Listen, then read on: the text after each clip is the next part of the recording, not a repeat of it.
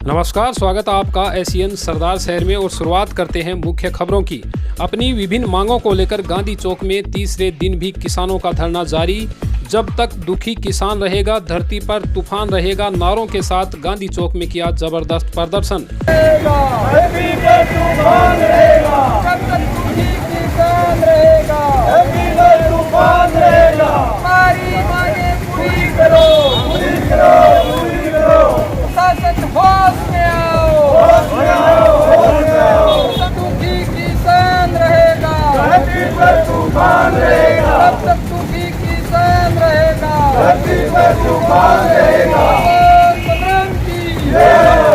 गौरतलब है कि गांधी चौक में भारतीय किसान संघ का धरना प्रदर्शन अपनी विभिन्न मांगों को लेकर तीसरे दिन भी जारी रहा।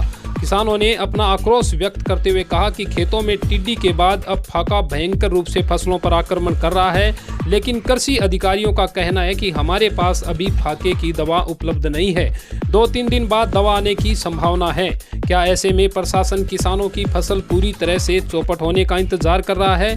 कोरोना संकट को देखते हुए किसान शांति से अपना धरना प्रदर्शन कर रहे हैं, लेकिन प्रशासन द्वारा किसानों की मांगों को गंभीरता से न लेकर प्रशासन किसानों को उग्र आंदोलन के लिए उकसा रहा है। इस मौके पर भारतीय किसान संघ के श्रीचंद सिद्ध ने आक्रोश व्यक्त करते हुए कहा कि हम पिछले 3 दिनों से गांधी चौक में शांति से धरना प्रदर्शन कर रहे हैं, लेकिन ना ही तो प्रशासन ने अभी तक हमसे मुलाकात की है और ना ही किसी जनप्रतिनिधि ने। ऐसे में हम हर तरह से मायूस हो गए हैं। वहीं दूसरी तरफ अधिकारियों के सुस्त रवैये के कारण किसान अपने मुआवजे के लिए दर दर भटकने को मजबूर हो रहा है।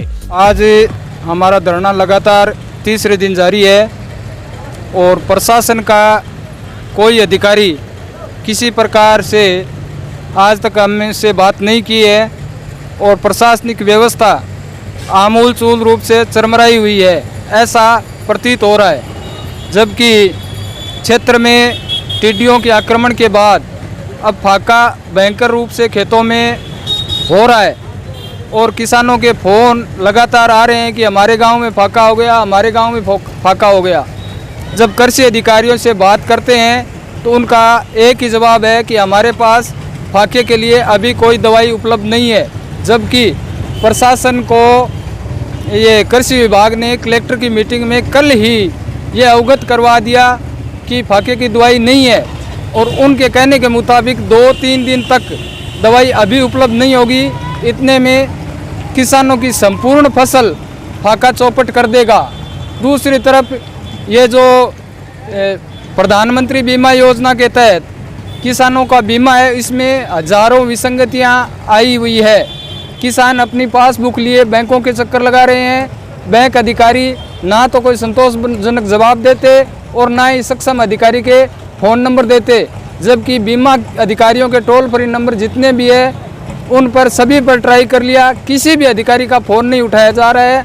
और हम प्रशासन से मांग करते हैं कि तुरंत इस चीज़ का इलाज करें। अभी तक हम संयमित रूप से आंदोलन कर रहे हैं। अगर सरकार फिर भी नहीं चाहती तो इस आंदोलन को वृहत रूप दिया जाएगा और इस कोरोना काल में फिर प्रशासन के बहुत बड़ी परेशानी होगी।